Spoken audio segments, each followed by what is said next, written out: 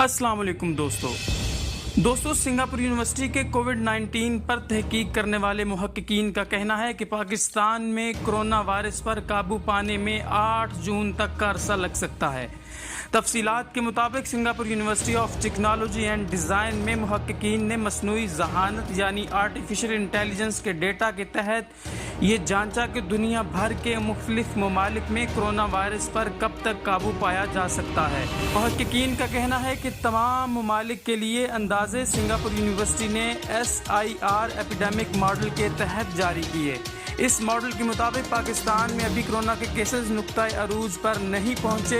सख्त एहतियाती तदाबीर से वायरस पर काबू पाया जा सकता है, लेकिन इसके बावजूद मुमकिन है कि वायरस पर काबू पाने के लिए 8 जून तक का अरसा लग जाए। इसी तरह पाकिस्तान के पड़ोसी मुल्क भारत के लिए 21 मई तक का वक्त दिया गया है और ये कहा गया है कि 21 मई तक वो वबा पर काबू पा लेगा। जबकि दुनिया में कोरोना केसेस में सरे फहरिस्त अमेरिका के लिए बताया गया है कि अमेरिका में 11 मई तक वबा 97% कंट्रोल में आ जाएगी।